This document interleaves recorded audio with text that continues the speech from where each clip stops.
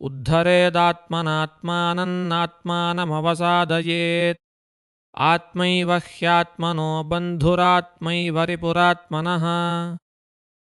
Today we sit with one of the most quietly life-changing verses in the entire Bhagavad Gita. Chapter 6, verse 5. Listen to the sound of it first. Uddharet ātmanātmānaṁ na ātmanam avasādayet. Ātmā eva hi ātmano bandhuh ātmā eva ripur ātmanah. The meaning in plain words. Lift yourself up by your own self. Do not let yourself sink. For the self alone is the friend of the self, and the self alone is the enemy of the self.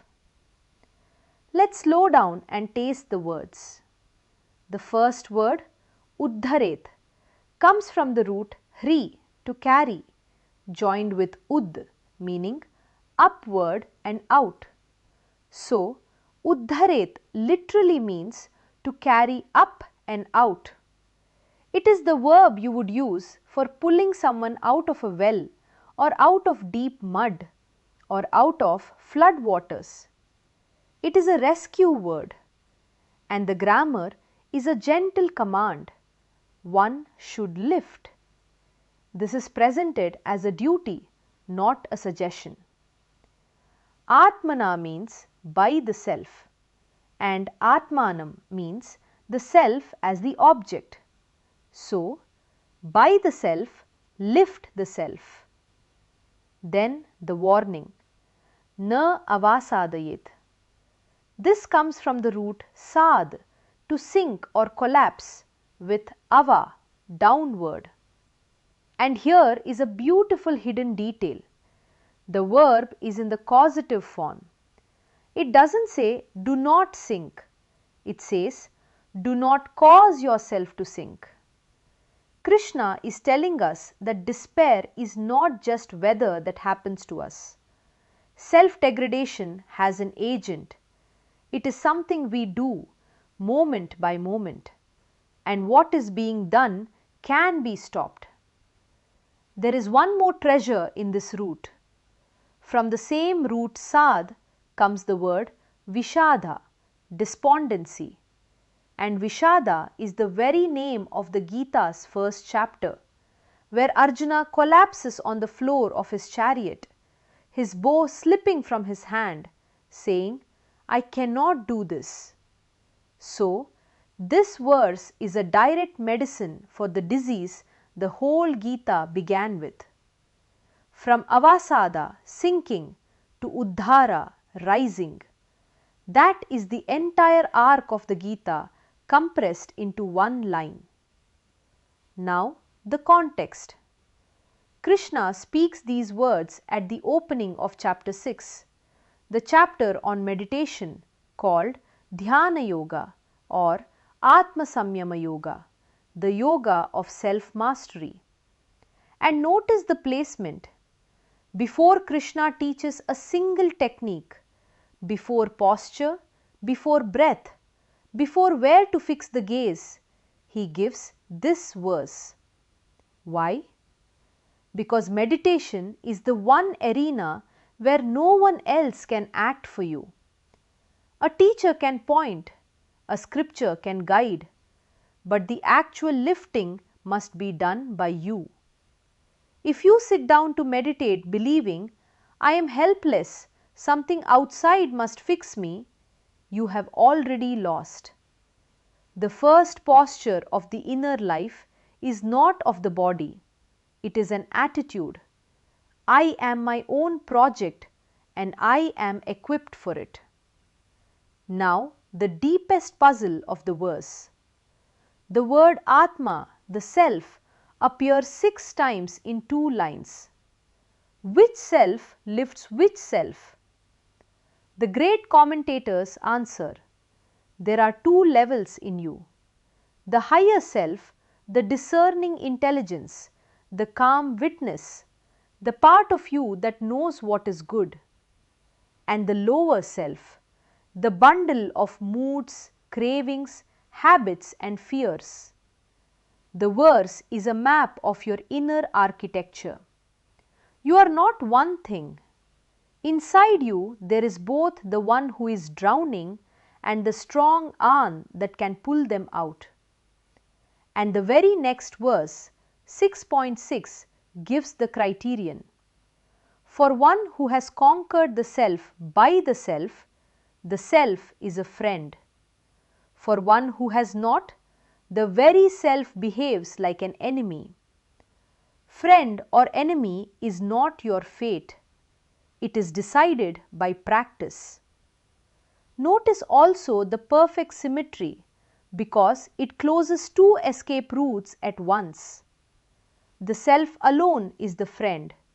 So stop waiting for an outside rescuer. The self alone is the enemy.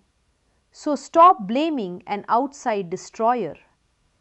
Circumstances are real, but the pivot point of your life is relocated to the inside. And this is not cruelty, it is the best news possible. If your decisive enemy were outside you, you might never defeat it. Because it is inside, it is always within reach. This insight echoes across the whole world. The Buddha says in the Dhammapada, Atta hi attano natho. The self alone is the refuge of the self. Who else could the refuge be? His final teaching was, be lamps unto yourselves. The Stoic philosopher Epictetus built his entire school on the same division. Events are not in your control. Your judgments and your will are. And modern psychology has, in a sense, rediscovered this verse piece by piece. Researchers call it internal locus of control. People who locate their agency inside themselves recover faster and persist longer. Albert Bandura called it self-efficacy. The belief that you can act is itself a cause. It changes what you attempt. Cognitive behavioral therapy trains people to notice the inner enemy's voice and answer it with the inner friend's voice. And the research on self-compassion shows something striking. The harsh inner critic, which promises to motivate us, actually impairs recovery.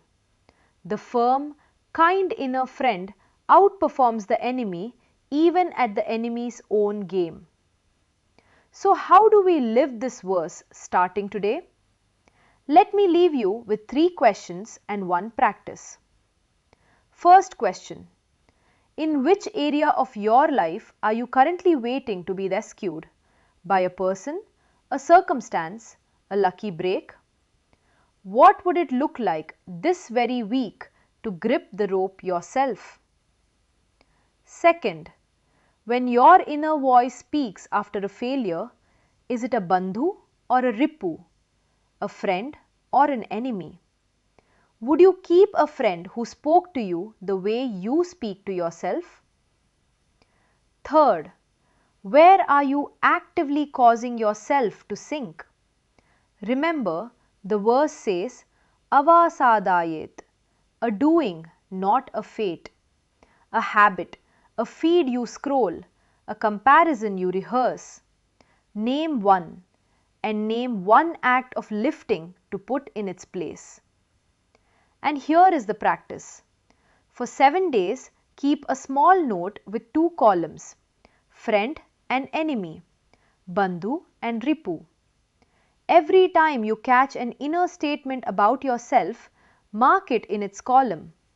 Don't fix anything, just catch it. Awareness comes before mastery.